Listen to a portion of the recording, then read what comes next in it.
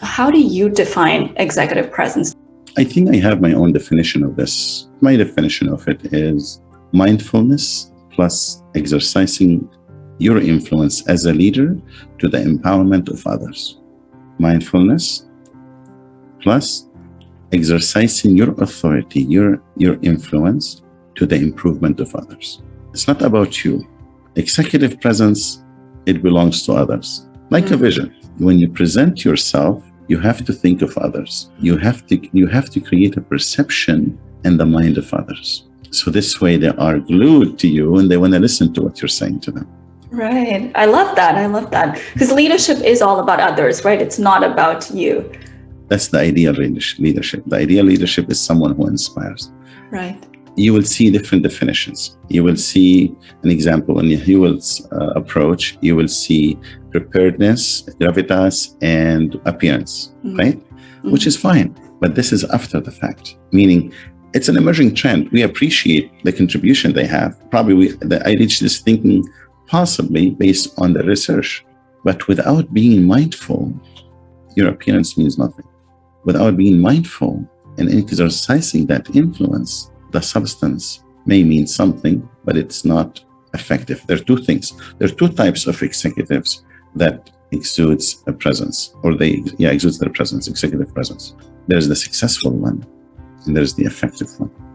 The successful leader, he or she, and I'm going to use they will think of the overall objectives of the organization. That's a successful.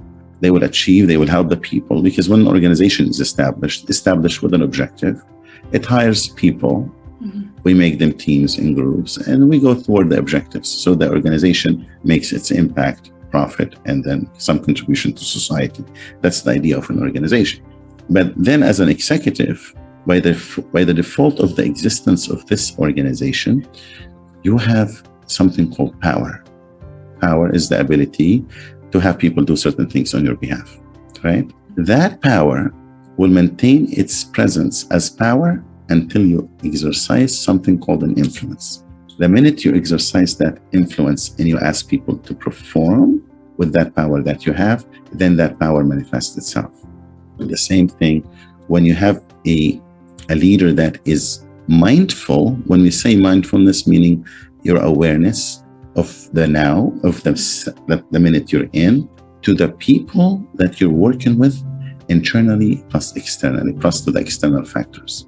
So if you're aware of these people and their needs, then you have something called an influence. You exercise that influence through the power you got through the organization and work on improving the lives and quality of lives and working conditions of these individuals within the organization. If you exercise that, then that's executive presence, because it's based on compassionate leadership and compassionate approach. Now, can you ask me, but the appearance is important. Gravitas is important, meaning the substance. I say, yes, it's very important, but you can do them without an example. May I use ourselves as an example?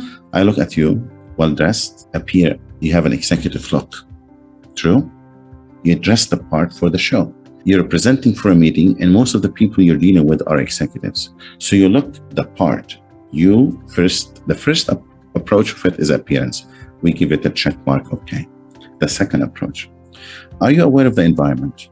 You look at it, yeah, so you're mindful. Who's there and who your audience. So you're presenting to this audience, and you're going to give them something, substance. And then we go to the substance. Are you prepared to present something to this audience of value to them? Meaning, are they going to learn something from you, or are they going to waste their time? If you have the appearance and you presented something of value, you met the second requirements, right? So the environment is in. What's the third thing? So we have a third element of it. So preparedness, gravitas, and appearance. If you don't have the substance, appearance means nothing. You're just executive with a nice look, and the same thing. If you have the substance without an appearance, it's like, are they going to take you seriously or what? Someone dressing like a clown, but presenting the best theories that are out there about management and business. Nobody's going to take that individual seriously. And if you had to think of some leaders who exude a really good executive presence, who might you think of? I would take the concept in general. I will think of someone who can focus the energy of these individuals working within the organization into meeting the objectives of the organization. So focus in prioritizing the objectives of the organization. If a leader is able to allow me, because the leader has the reason the leader exists within the organization to meet an objective. Objective of what? Objective of this organization. So it doesn't matter how we dress this leader. At the end, he has a role to play. And the behavior in managing these behaviors are part of the game. When you dress well, that's part of your game. That's a custom you put on.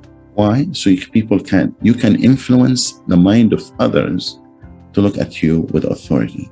Some people, they say executive presence means dignity or integrity or some sort of solace, like the position, you project an image of being serious.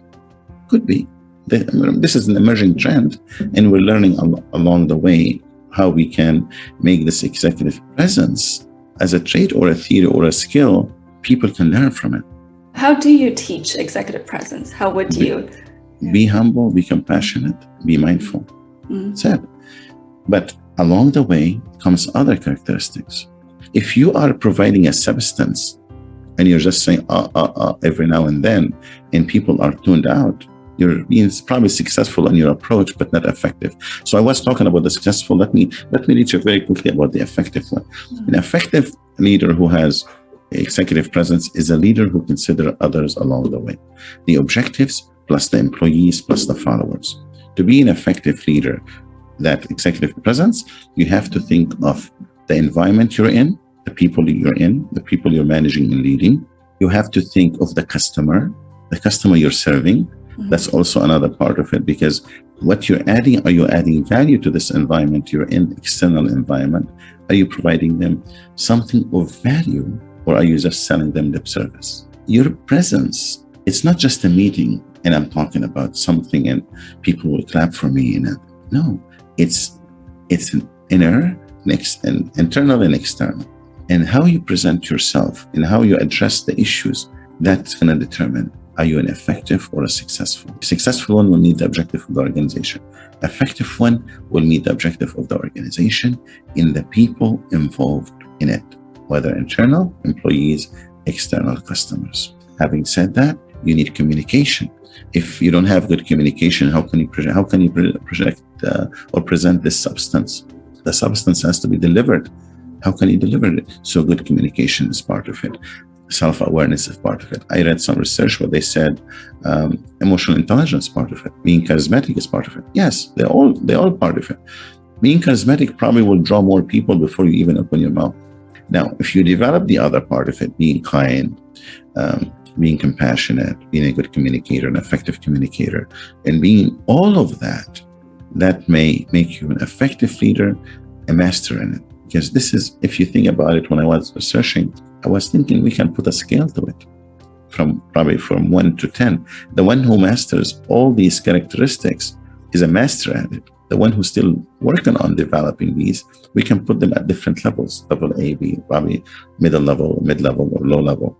So you develop this. This is a skill set. To answer your question, prioritize, meet the objectives, and make sure these people are inspired.